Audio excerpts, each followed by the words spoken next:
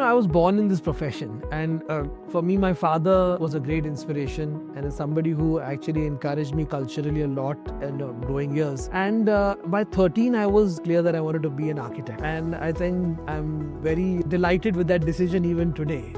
So I went to the US and studied architecture there, design, and in a program which was very technical, at the same time very sustainable in its scope. That, I think, combination boosted me when I came back, into setting up a nice practice here. And I've just always been, as a child and continuing to do so, always been a mixture of a creative and positive person. So I think that really fits well for architecture. Nobody wants to make a tragic architecture. What's the most important act in architecture? It's the act of living. Whether you're going to an office, whether you're at home, whether you're in a community space, whether you're in a transport building. Spaces should primarily be functional. The technological aspect is actually in service to the functional aspect. That would be a correct way to actually design a space. So, rephrasing that, I would say I observe human behavior. I observe a lot of psychological aspects of how people live. And that's, I think, very important in today's world, moreover so with complex lives. And through that understanding, through that explanation, I get this realization of how spaces can cater, at the same time accentuate, better human behavior, better human interaction, community living, all those aspects.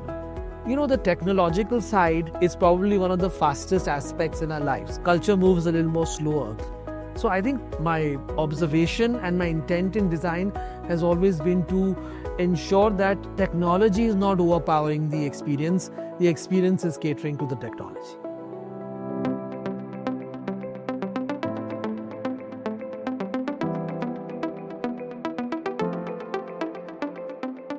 My own villa that I just finished, I think that exemplifies my vision better, because I am the client and I am the architect. So in this project, I got the chance to contemplate my way of living, what I feel is correct for my existence. It's very fluid. Its spaces are created in a way that they are not formal, they are disjointed but amalgamated. I'm a contemplative kind of person.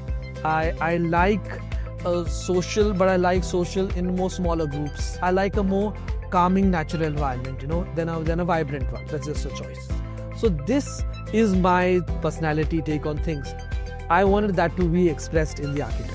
It's turned out very well. I'm quite satisfied.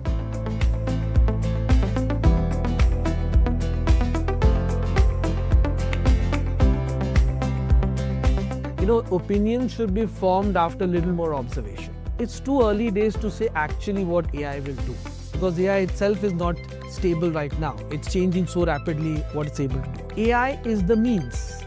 It's not the meaning of life. We culturally, socially invent meaning, whether through marriage ceremonies, through celebrating milestones in our lives, through rituals that we set up in our existence. These are things of meaning.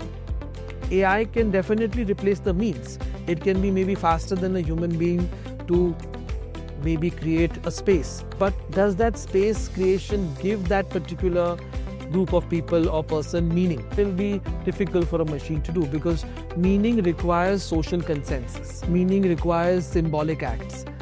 It's kind of a simulacra that is required for meaning, which is achieved by human collaboration. So architects must more, I think, now be involved in meaning creation.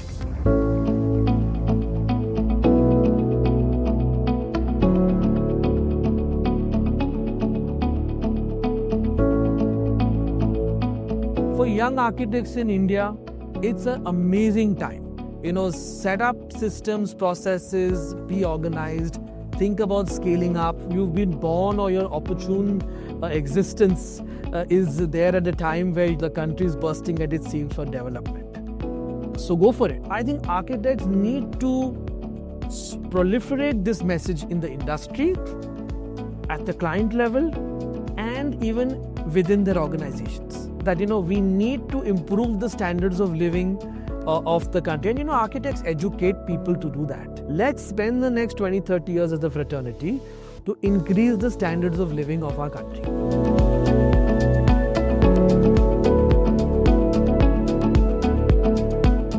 Look at our profession, it hardly has any platforms for communicating messages across. And then now think about the fact that how important design and architecture is for even a common man. You're living in your house every day.